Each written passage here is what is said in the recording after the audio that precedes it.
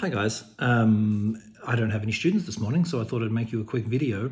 I've been talking to students, as I always do, and actors constantly about different things. One of the topics that came up recently was rejection, and I was sympathizing with a couple of actors about rejection. It's rejection, rejection. And then I realized it's a narrative that I've just bought into. Like, I thought about it, and I said to them, I hope you do this with yourself as well. Every now and then you think about something that you've always assumed to be true, and then you realize that it's not.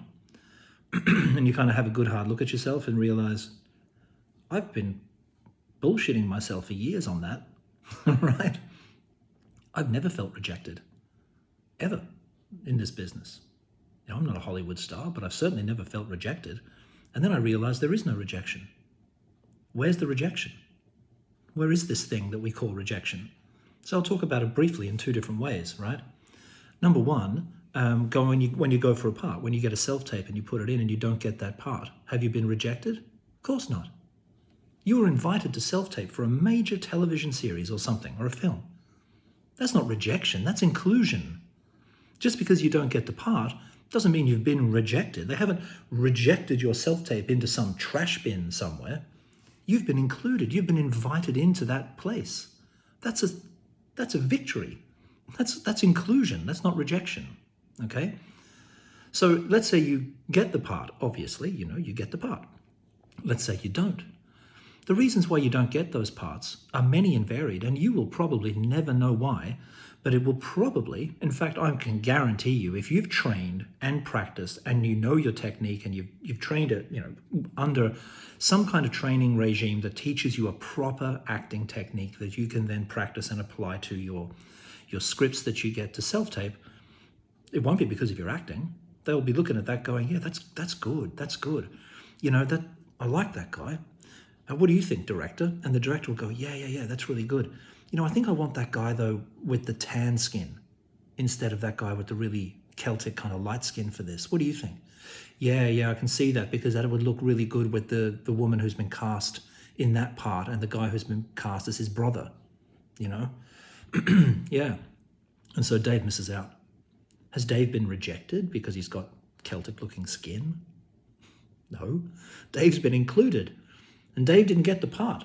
And it's not because of his acting at all. It's because of some technical, archetypal thing that is purely a visual idea that the director possibly has. Okay? So I hope that makes sense. And we'll never get to know that, because they're not going to call you and say, oh, Dave, you were so close to getting that part. If only, you had a tan. That's not it. The other guy had that thing, and that's all there is to it, right? And if the opposite had happened, they went, oh yeah, we really want that Celtic kind of look, don't we? That really that sort of skin tone. And then I get it, and he misses out. Is he rejected? Of course not. Okay, he's then going to get, he's going to get more self-tapes from that casting director. And if you've been in the business as long as I have, 20, 25 years, and you're still getting self-tapes, there's a reason for that. It's because every single self-tape you put in is a success. They like it. They like your acting. And they're giving you another self-tape because maybe you'll be right for this one, and another self-tape because maybe you'll be right for this one. If you're putting in crap self-tapes where it shows that your acting is weak, you won't be asked back. That's why you need to train. That's why you need to practice, so that you put in really good self-tapes every single time, all right? So there is no rejection, all right? There's just inclusion. If you're getting the self-tapes, then you're being included. Number two, okay, I don't want to talk too long here, right? Number two, rejection from an agent. Okay, so you're trying to get an agent and the agent says no. Is that rejection? No. Change your thinking, okay? Think about it from the agent's point of view. There's nowhere near enough agents in this country or in any country for all of the actors who would like to be represented. So the agent takes on whatever actors that they've got, they take them on. I've been with my agent for 22 years. Okay, he took me on a long, long time ago, right? And stuck with me because I keep putting in good self-tapes, right? And every now and then I get a job, and every now and then, because of that, he gets paid. And that's how the industry works. That's how the agents work. But at the moment, I don't know, I would need to ask him, but he can't take on anyone else at this point. And if he is going to take on someone else at this point, it'll be for a very specific reason.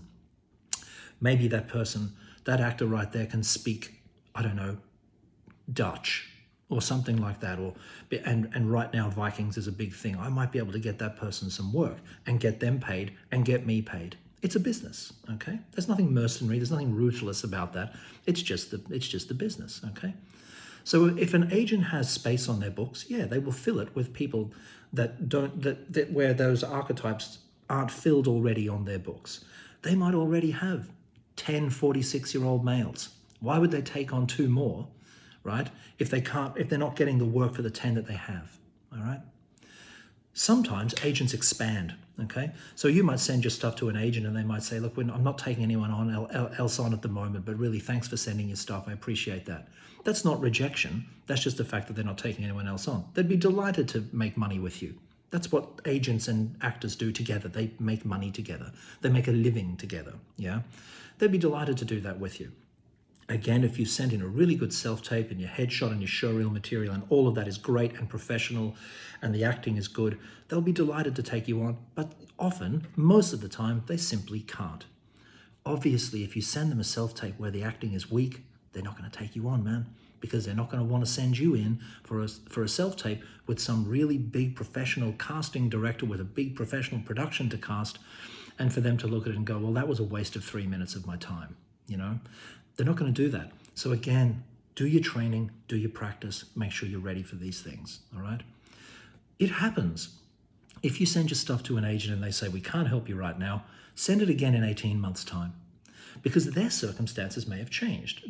One of their actors may have just moved to Hollywood or given up acting or something like that, and there's a hole right there in the books. And they say, oh, yeah, that's the guy who sent that really good showreel, but we couldn't take him on. We'll take him on now, right? It happens. Sometimes, I've known it to happen that agents, after 2 years after someone's contacted them, will then contact them and say, oh, look, we're expanding. We couldn't take you on back then, but would you like to come on board now?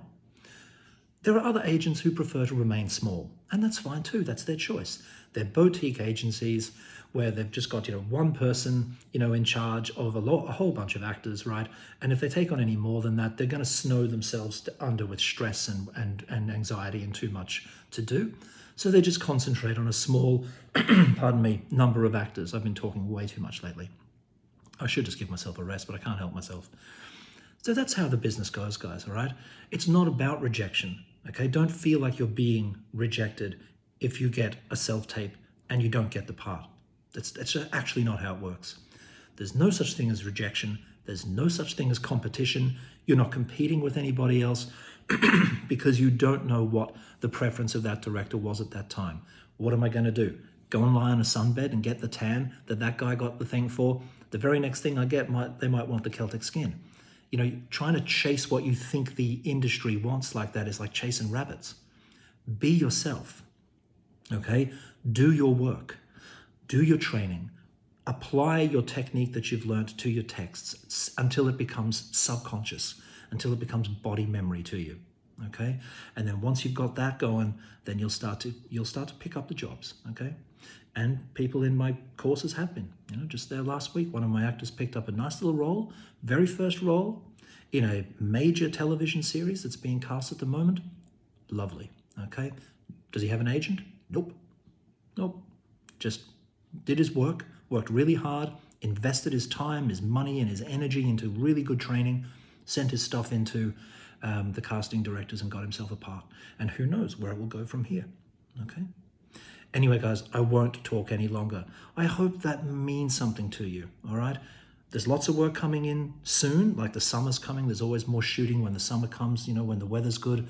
So don't get into that frame, all right, of if you do get a good self-tape, don't worry about it being in some way a rejection if you don't get that part. You've already succeeded, and if it's a good self-tape, they'll keep you in mind for the next thing. All right, chaps, I'm going to go for a cool big walk for about an hour and a half. You have a great day. See you later.